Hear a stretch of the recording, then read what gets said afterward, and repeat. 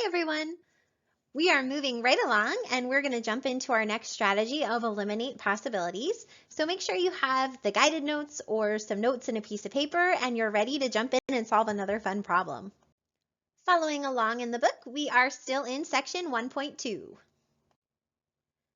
So what exactly are we doing when we use the problem-solving strategy of eliminate possibilities? We are supposing that we are guaranteed that this problem has a solution. And we're going to use the data of the problem to decide which outcomes are impossible. And so as we do that, we're going to start eliminating different possibilities until, if all but one possibility can be ruled out, then it must prevail as the solution.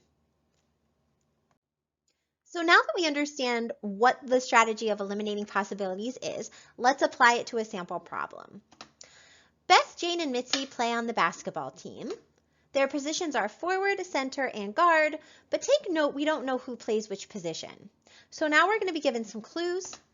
Beth and the guard bought a milkshake for Mitzi, and Beth is not a forward. Our job is to determine who plays each position. So at this point in the game, hopefully you guys are pretty keen on what's coming next, right? We need to think about Polya and his problem-solving principles. We can always fall back on the mnemonic if we still need it. We know our first principle is we need to understand the problem. So I would encourage you to just take a second, pause the video, make sure you understand what information you're given in this problem and what you're actually being asked to solve. Once you understand the problem, we can move into our plan. Now, this is the point at which I would say, okay, of all the strategies I know, all the tools in my toolbox, which strategy matches the context of this problem? Now, I'm telling you we're going to use eliminate possibilities, but if you didn't know that, right, you would need to sort of think which would be the best problem-solving strategy for this context. And if you didn't have one, you could always fall back on guess and check, right, and then see where it leads you. But we know we're going to use eliminate possibilities. And so once we have a plan, we're going to execute that plan. And so I'm going to encourage you to pause the video and try and see if you can figure this out on your own first. And then we're going to move into solving the problem together on the next slide using eliminate possibilities. So go ahead, give it a shot, and then unpause the video and move on. So hopefully you took a second or more than a second and tried to solve this problem on your own. So let's jump in and solve it together using eliminate possibilities. The problem is right here. When you are using the strategy of eliminate possibilities, one really great way is to actually combine it with the strategy of drawing a diagram. And I'm going to draw a table here. So we're using lots of strategies, and you'll find that happens a lot. A lot of times when we problem solve, we wind up combining strategies in new and unique ways to help us out. So I'm actually not just going to be eliminating possibilities. I'm going to be drawing a diagram by drawing a table, right, which is a type of diagram. So on my table, I'm going to wind up having the three positions go along the top, and I'm going to put forward, center, and guard here. And then along the sides, I'm going to put each of the players. So I've got Beth, Jane, and Mitzi. And I'm just going to draw a very simplistic table diagram here. And now I'm going to start actually eliminating possibilities. So the first clue says that Beth and the guard bought a milkshake for Mitzi. So if Beth and the guard bought a milkshake for Mitzi, we know that Beth is not the guard. So I'm going to go right here where Beth and guard line up, and I'm going to say, well, Beth cannot be the guard. And we also know that Mitzi can't be the guard.